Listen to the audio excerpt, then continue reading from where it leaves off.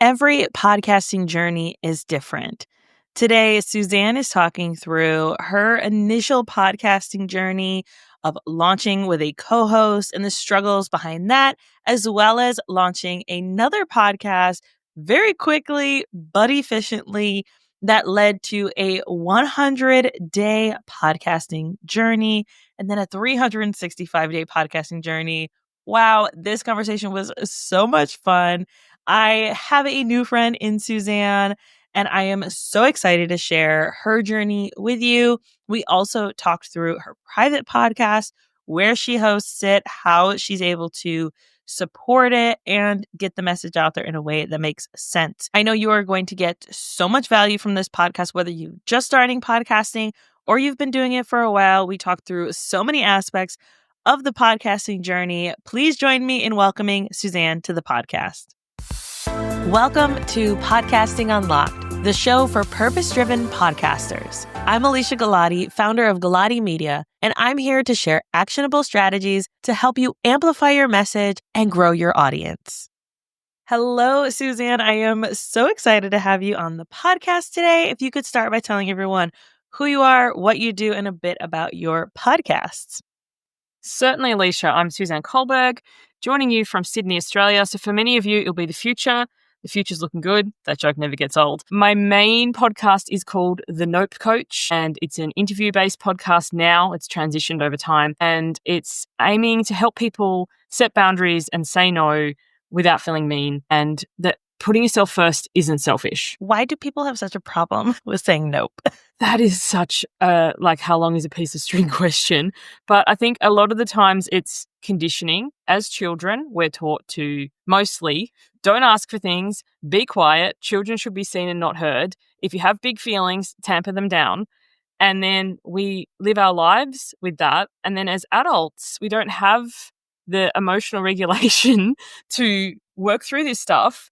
And so when we have contention with people, we tend to resort to the childish things of storming off or ghosting or ignoring.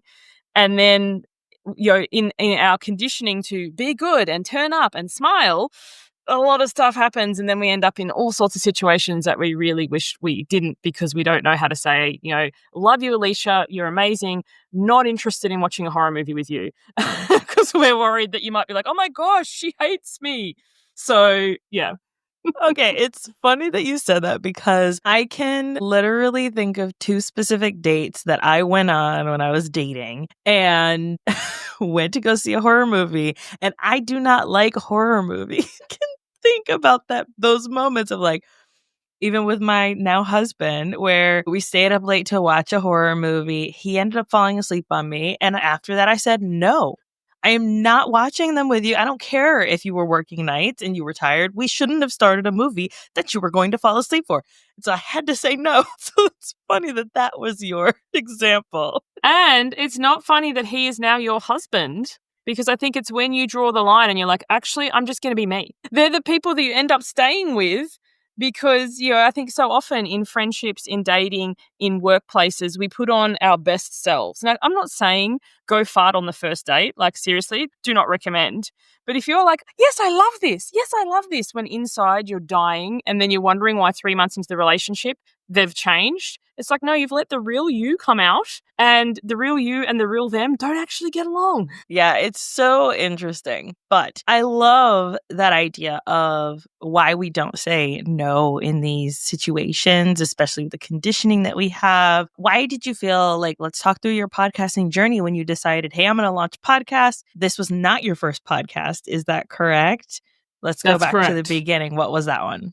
So I'm actually socially awkward, highly sensitive, and very introverted. So even with making a podcast, when it's just you or you and one other person, I was dreadfully frightened about the whole process.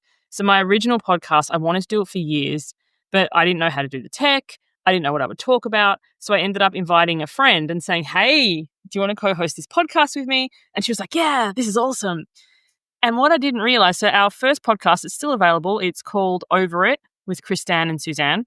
Is how much of it I did. Now, this is not to poo-poo Christanne. She's amazing. She's incredible. But it was my dream. It was my passion. She was like, yes, and she came along for the ride. But it wasn't until we were 20 episodes in that I was like, hang on, I'm recording it, I'm editing it. I don't edit my podcast anymore. I'm writing the show notes, I'm doing the titles. I was doing all of it. And the rate limiting factor was actually Christine, because when you do a co-hosted show, I don't know, I know you've interviewed, but have you ever had a co-hosted show? I have, yes. Trying to negotiate 2 calendars, especially Christine and I aren't even on the same time zone. Thankfully, we're only out by an hour. We live in the same country. But still, trying to navigate that was the challenge. And I'm an avid content creator. I just love to, now talk, used to be write, kind of both. People think that's weird because I'm, as I said, socially awkward and shy. But anyway, so one night, I call her my business wife. I don't know what you'd say. She's not a VA. She's beyond that. But basically does all the stuff behind the scenes to help me. She's like, why don't you do your own show? And I was like, yeah. She's like, seriously, put Zoom on, record a couple of episodes, see what comes out. We'll see. And so I did. And then it was amazing how much of this I could figure out myself. So my first show, as I said, I was shy, I was nervous. I hired a podcast producer, manager, to get it off the ground. And then they taught me how to do it from there on in. And I'm not knocking that, but it was quite expensive. I didn't realize how much money it was going to cost to get it established. And so this second show, I was like, I have no budget or inkling. I'm just going to figure it all out myself. And in one afternoon, I recorded 3 episodes. I submitted it to Apple. I got it approved. I did the cover art. Well, my business wife did the cover art. I put it up. 8:00 at night, I was like, cool. I sent an email to my list saying, here's my new show. Then I went to bed. And then I woke up at 2 a.m. and thought that was a dumb idea. And I was going to take it down. And as I was logging into my computer, I opened my email and people on my list had responded. I was like, this is amazing. This is incredible. You've got to do more of these. And I was like, this was just me off the wall rambling for 5 minutes. So very short episodes in the beginning. And then I decided I was going to do it for 100 days straight because I was like, wow, if I got this kind of response after day 1. So I made it a daily show for 100 days. Wow. Okay. Let's unpack all of that. First, co-hosting is, and I was just talking to my team about that this morning because we have a client that it's 2 best friends. It's more of a hobby podcast. We produce it for them. And the workload is quite unequal, at least from what we can see on our end. And so what recommendations do we plan on giving them to be able to make this a sustainable working relationship with 2 best friends who are on opposite sides of the US, right? So there's that time difference. They're also having guests on. One of them works as a marine biologist, so is out to sea for weeks at a time. It's very interesting in this dynamic in this relationship. So trying to make sure that what we recommend in order to, one, keep the client in mind of what is best for them, what is best for their friendship, and then what is best for the listeners last, right? Because if they're not able to show up as their best selves, then they're not going to be able to really give anything of value to the listeners. So co-hosting is so difficult. I co-hosted a show with my sister, could have kept co-hosting it quite honestly and was doing most of the work happily, right? That was our agreement from the beginning. But it got to a point where she was like, I cannot keep doing this. I don't want to talk about these topics anymore. It's really making me depressed because we were talking about cults. So rightfully so, right? Yes. And so it just got to a point where she was like, I cannot keep doing this. I love you. I'm sorry. And I was like, it's okay. I get it, right? This is fine. Then moving on to doing my own show. And I had done a show previous to that, but then doing on my own show. But I don't think I would ever go back to doing a co-hosted show simply because of how intricate it is. If I did maybe a limited series with some biz besties or something like that. But co-hosted shows are a whole nother beast. We have episodes on how to navigate some of those relationships. I'll make sure that we link those in the show notes in the description for anyone who's like, I have a co-hosted show. Everything you said was what I'm struggling with. Please help. We have stuff for that. Moving on to I'm getting it out there and I'm just going to see what happens. I love that approach.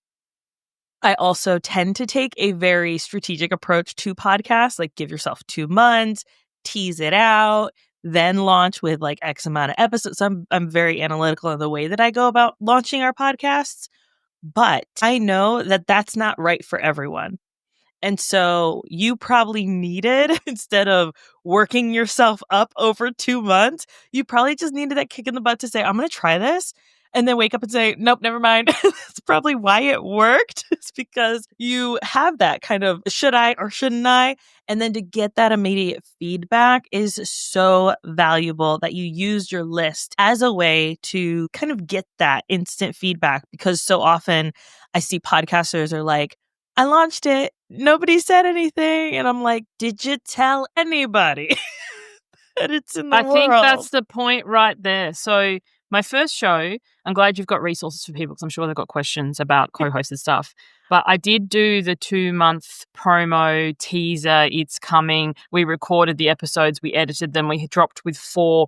Like I did it the official way. And I'm not knocking that. And I think I needed that. And as you said, that works for some people. But with the second show, which was kind of born out of like desire, like it was for me first, then it was for the listeners. But I think some of the magic of it was there's no intro to this day. The Nope Coach has no intro and outro, no jingle, no editing. For the first 365 episodes, it had no show notes. It was literally just here's the title. If it resonates, hit play. I kept the episodes 15 minutes or less because I did them daily. Because after my 100 days, I decided, oh, I like this. I'll keep going and do 365. That was too big of a jump. Do not recommend, 0 stars. But I think it's kind of like you get to experiment. You have so much leeway. And I love your point. Do you love it? Because if you don't love it, if it feels like a chore for you and you're going to keep doing it, no matter how good it sounds, no matter how much you practice it, I swear energetically it comes through that you're just like, this is my algorithm keeping up episode. I'm so over this.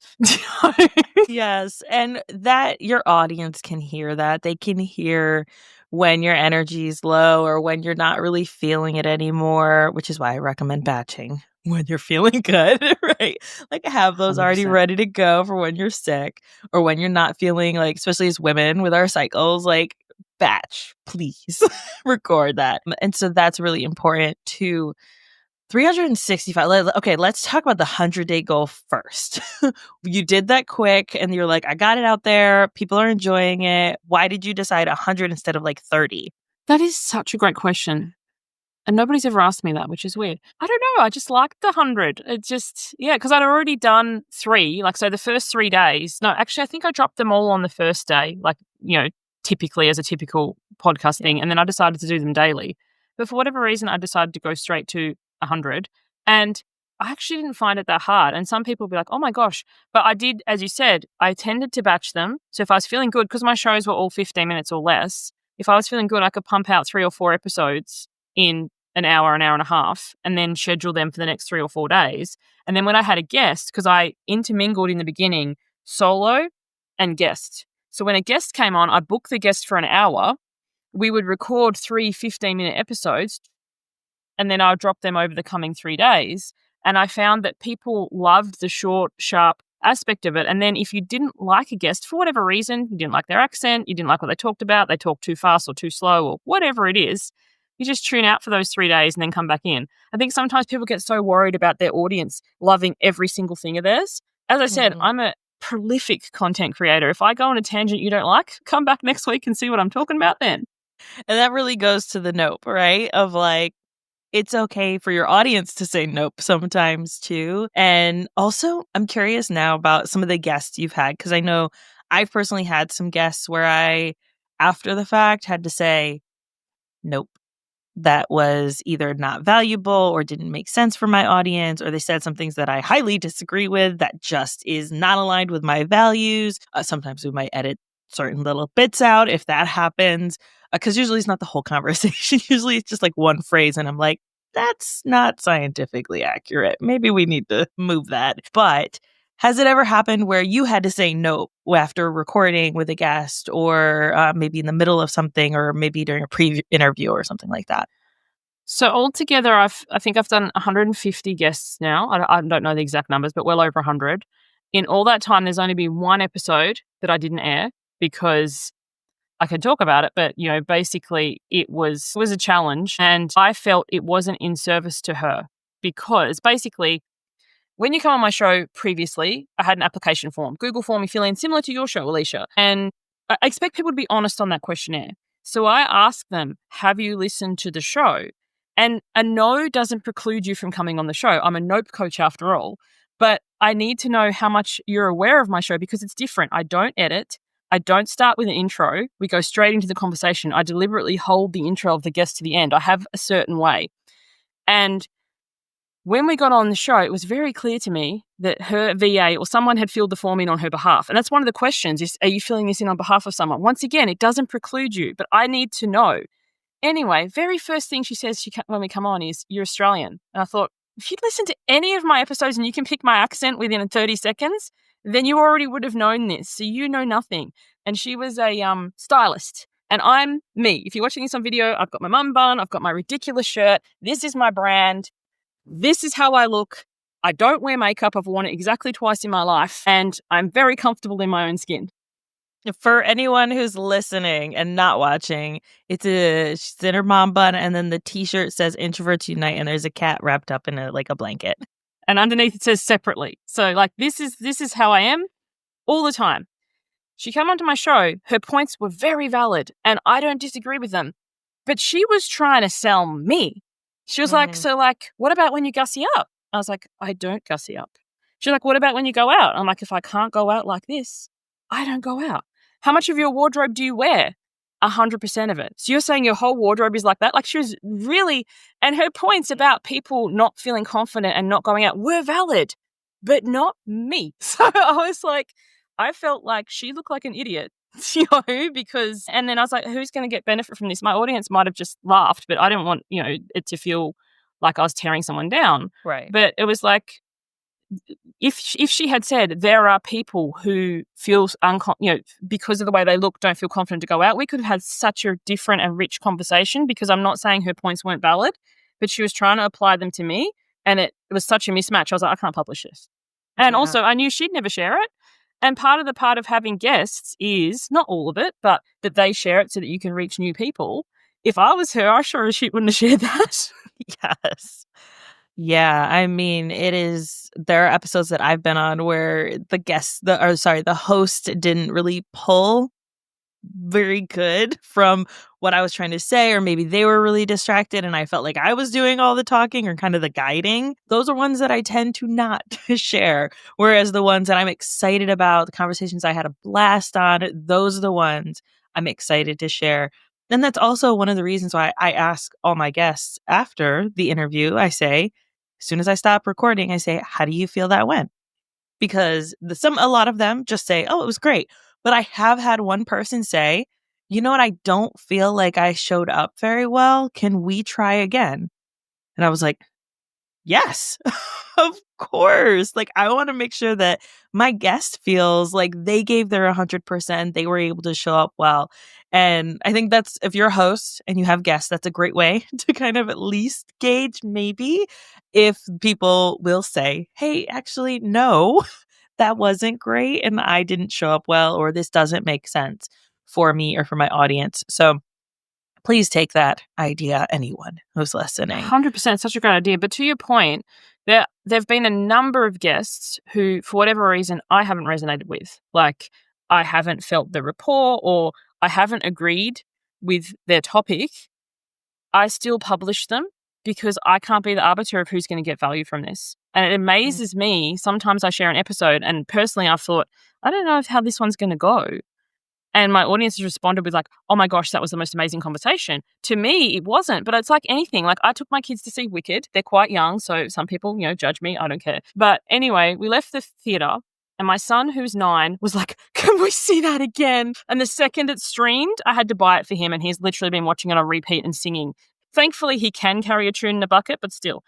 My daughter, who's 11, was like, that was the longest, most boring, most meandering thing ever. I can't believe they made Defying Gravity go for over 25 minutes. Could they have gotten to the point? The movie was exactly the same. And they had polar opposite experiences. So when I go to publish an episode, sometimes I'm like, I'll see how this one goes. Or I didn't really resonate with their message. And other people have been like, this was your best episode. And I've been like, what? And other times I've been like, I can't wait to share this one. Everyone's going to be blowing their minds. And there's crickets. Yeah. Yes. It's so true. So, so true. And really, what we're doing is just facilitating a conversation that we find could be valuable for our audience. But it is up to us, right, to kind of hold the line in a bit, to give them value, but also to show up well for our guests so that they feel like we, at least as the host, gave our all, whether we agree with them or not, right? I'm always open for a um healthy disagreement on the show. Like I said, I'm someone who tends to go with the 2 months, like, let's launch this strategically. And I understand that that doesn't work for everyone. So to hear your experience, I hope that that gives someone else the courage to, hey, I'm just going to kind of wing it. I know Alicia says not to do it that way, but I'm going to kind of wing it and we'll see what happens. Please do it. Get your voice out there. It's about making the impact and creating something that can potentially change someone's life. What are some things that you've gotten, like, feedback? You mentioned, like, someone saying, "Hey, guests are really good." Are there any other feedback that you wanna share with us that you've been able to do with your show, some impacts that you've been able to make?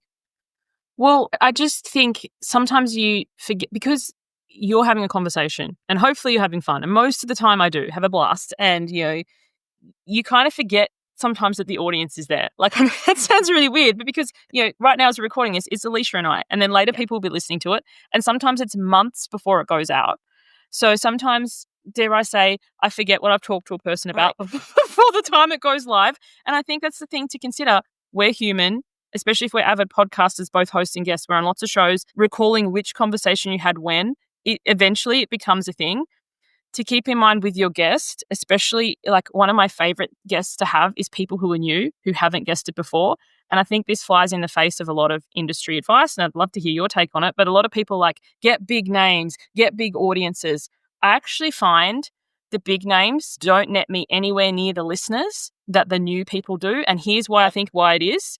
If I've got a person on my show and I've had a couple of big names who have hundreds of thousands of followers, they podcasting is their strategy, so they do it all the time, and then you're just a PS in their email with 5 million other PSs, and so they're like, "Oh, Sarah's on another show, great," Mhm. if they even share it, because sometimes the audiences are that size, people Google them, so there's that.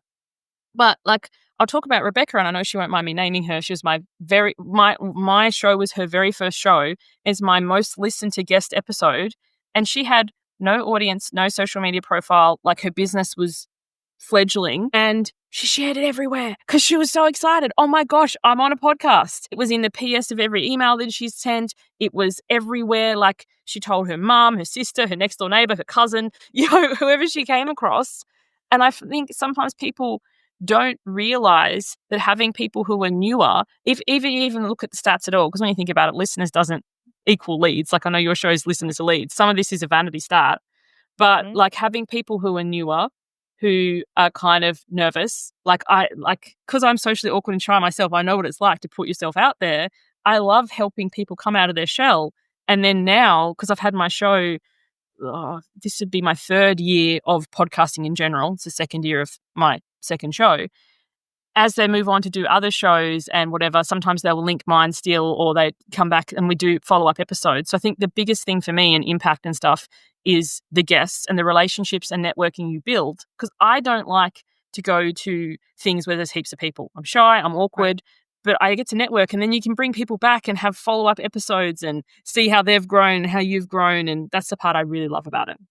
I love that so much. I have severe social anxiety, and so, like, big events, I have to hype myself up to go. I went I went to a reader event for an author I absolutely love. Was so excited to meet her. I drove an hour to go to this thing. It was on a so I live in North Carolina. It was in at the NC State campus, and there's these little children, practically. I'm in my 30s, so they're like children, walking around all over the place. Parking was a pain, and I almost was like, I'm just gonna go home. I will drive the hour back home. I am glad I went. It was great, but and then as soon as I saw that it was sold out, I was like, I don't care if there's 25 people. That's terrifying. Why is it sold out? What happened? There's gonna be a lot of people there. So I get it. But podcasting, One, I don't think I've ever would have been able to meet you if we didn't have this conversation via podcasting. Right? And so that's an incredible way to get connected with other people. But additionally, to be able to take the conversation and the relationship even further. I mean, I know someone that I had on my podcast 2 years ago, and she sent me a potential client recently, like in the last 6 months or so. And I was like, okay, that is awesome. Like, that is a great connection. Yes, we kind of kept seeing each other on social media, but having her on my show when she thought, oh, my client needs help with podcasting, Alesia, I need to send her to Alesia. And so being able to create those relationships, yes, it can lead to leads, but also it allows us to connect with people in such an authentic and fun and exciting way where it's not a big crowded room where everybody's just trying to puff their chests out and be like, I'm the smartest person in the room, because that's what networking events tend to feel like. It's like just everybody trying to be the smartest person. And so by having these conversations, that yes, we're giving value to our audience, but we're also creating connections that honestly can last a lifetime. Both of my biz besties are people that I have met through podcasting. And so I 100%. think it's so beautiful. And I think that's the point that people often don't realize is actually a thing. So, like, when people ask me what's my return on investment for podcasting or how many people convert or all these industry jargon things that just make me nascently roll my eyes, the relationship with the guests, or if you're because I also obviously guest because I'm here, this isn't my show, but the host, that connection, you get to have a conversation with somebody for an hour. Sometimes you go on each other's shows, sometimes you come back, you get to know that person, they get to know you, and they become a was this not an unwitting referral source, but then they just know you so well. They're like, oh my gosh, you're struggling with this. I know a person. And people love an introduction and they love a connection. Like just yesterday, I had an email from someone and they're like, oh my goodness, you need this person. And it was just like, it was basically an introduction. This is Suzanne. She does this. This is such and such. She's struggling with that. I'll see you guys later. And it was like, oh, awesome. And I came onto this show from an introduction from Emily. So, like, Emily's been on my show and obviously on your show. And I think just, the natural, organic, in the beginning when you're new and your show's brand new, and sometimes you'd be like, oh my gosh, how do I get guests? Oh my, like this. But once you reach a tipping point, and I think for each person, it will be a different time for how long, your show takes to get momentum. But after a while, you don't need anymore, and you get to a point where you're actually turning people away. Not that they're not amazing and awesome and you appreciate the time they've spent to message you, but it's just you have so many and you only put out however many episodes. So it gets to a point where you have the opposite end and you have to start saying no. Yes, I am just starting to get to that point. I was looking through the guests that I have booked out this month and next. I'm like, they're not going live until like June at this point, because I started doing more solo episodes this year. And so I'm going to have to start saying, I'll see you in a bit to some people who I maybe want to have on the show. But back to your point where you mentioned how the smaller guests actually end up doing better. 100%. I have seen that time and time and time again where, someone will have a big name on, and those episodes tend to do well on YouTube specifically because the person's Googleable. And so their video might show up. But for the just general podcasts, whatever is on your podcast hosting platform, who's listening to the episode, that one, I'm finding that it's those smaller guests who are so excited and are ready to share and are excited to share that aren't on a lot of podcasts, that those are the ones that actually do the best. And I think it is, to your point, the bigger names, they're on so many shows. They're doing these like podcast tours left and right, especially if they have a book coming out. And so you end up, I think one of the best strategies is to have a mix of the two. Have some of the lesser ones, have some of the bigger ones. So you have that quote unquote clout, as long as it's good, valuable conversations as well, because we want those and it makes sense for your audience. But I think a mix is a very strategic way to go about growing your audience as well as connecting with other people and being on other people's shows.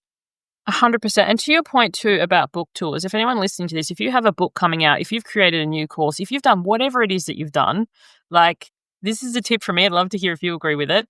When you are approaching the host or pitching the host, especially if you don't know them, like if you've got rapport and friends, it's a little bit different.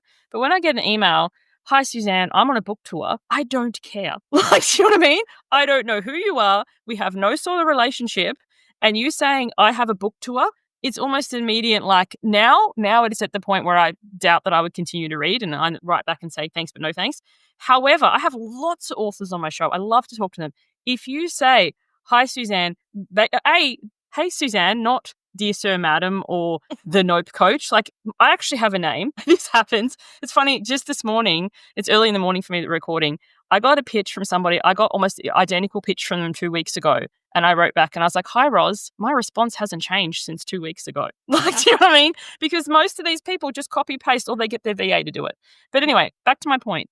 I love that you have a book. I love that you're excited about it.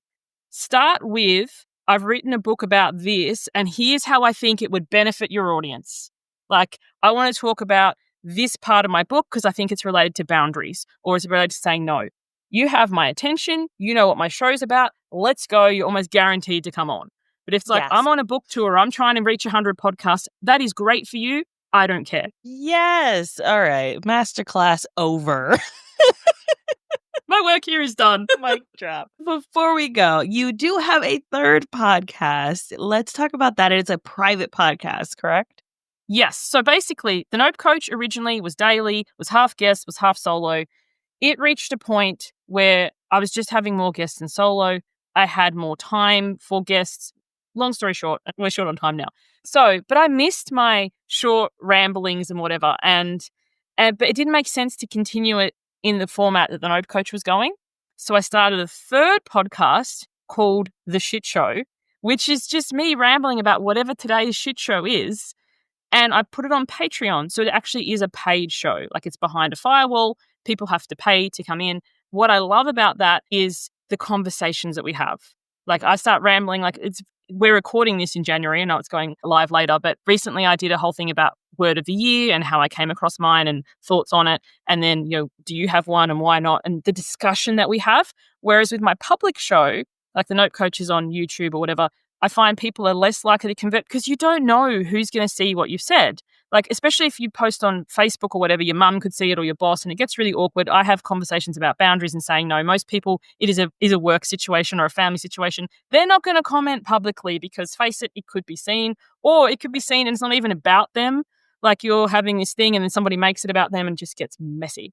Yeah. So it is on Patreon. I love Patreon. I'm not affiliated, so you're not going to, I don't sell it or anything, but I don't need the RSS feed or any of that sort of stuff. Like, Patreon takes $1 from each of my subscribers and then I don't need to pay anything. I just literally upload it. It does the best. They get their own little feed. And if they unsubscribe, like they stop following me, then that feed is just cancelled. There's no admin from me, is what I'm trying to say. So as somebody who is time poor when it comes to behind the scenes stuff, I love that factor of it. Yes. Yeah. It's interesting. I don't think I've ever heard anyone use Patreon for a private podcast. And I think that's a really strategic way to go about it, to make it accessible to everyone, right? Because a lot of these private podcasts, you either can only get them on Apple, or you can only get them on certain apps. And so it gets a little finicky. I was just talking to a client recently about the idea of a private podcast. And so we were talking through how to rework it on the back end of Buzzsprout. And so I think Patreon is such a fantastic way to create it without having to do the RSS feed or all the extra. I know Substack has something similar where you can create a podcast that is RSS feed, or I probably cannot be if you wanted to. Very similar to Patreon. I'd have to look at I that, believe double check. Substack is very similar. But what I liked about Patreon, I imagine Substack's the same. Some people aren't podcast savvy, so they can just go on to the Patreon, whether they use the app or the web browser, and press play and listen. And then people like me and you, and I imagine most people listening to this, we get podcasts because we live and breathe it. In the Patreon, there is a little RSS feed that you can copy and you can paste it into whichever podcast browser you use. So if you're an Apple user, you paste it in there. If you're there's so many that you just paste it there.